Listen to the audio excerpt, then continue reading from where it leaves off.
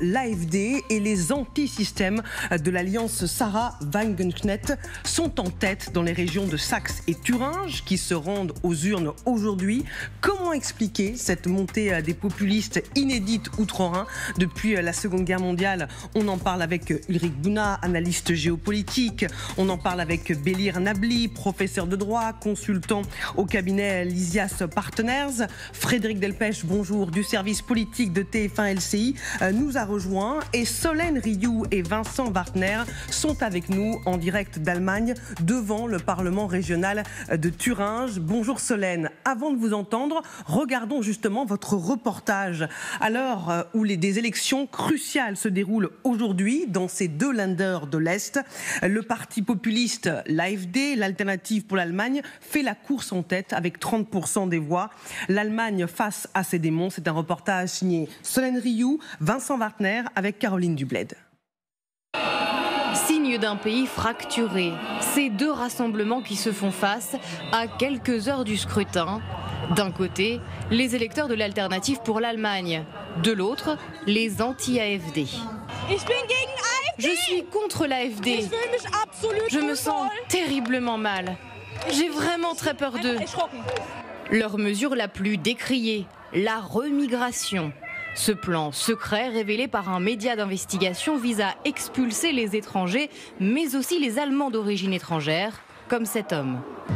Des membres de l'AfD ont discuté des plans de déportation à Potsdam et moi je ne veux pas être déporté. L'AfD ressemble de plus en plus au parti des nazis. Un parti incarné dans ce land de l'ex-RDA par une figure très populaire, le candidat Björn Höcke. Les Thuringois vont écrire l'histoire. On va récupérer notre pays.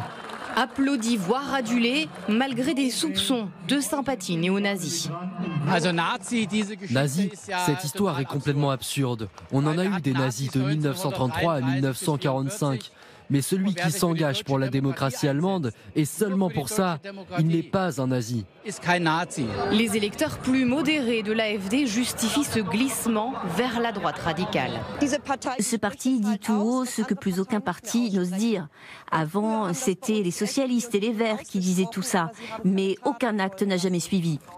Si l'AfD l'emportait ce soir, ce serait un triomphe inédit de l'extrême droite à un niveau régional depuis la chute du Troisième Reich.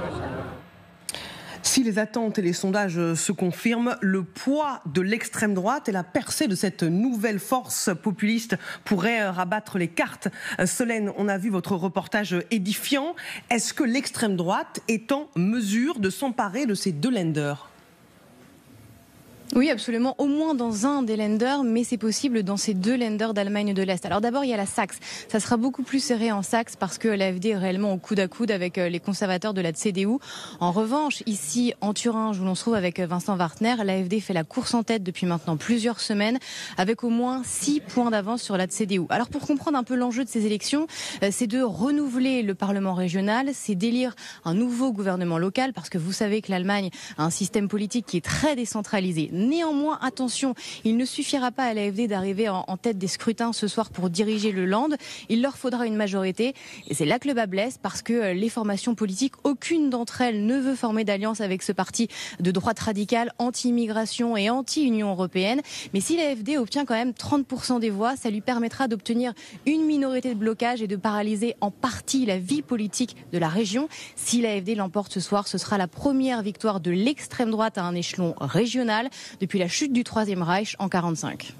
Solène Rioux, vous restez avec nous, on poursuit ce débat en plateau. Comment expliquer cette percée de l'AfD, de l'extrême droite?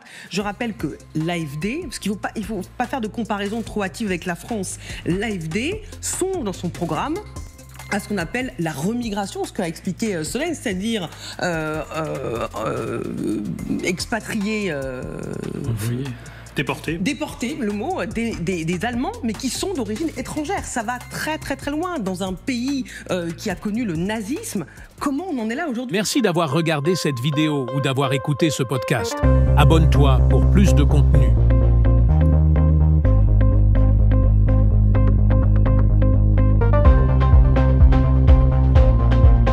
Merci d'avoir regardé cette vidéo ou d'avoir écouté ce podcast.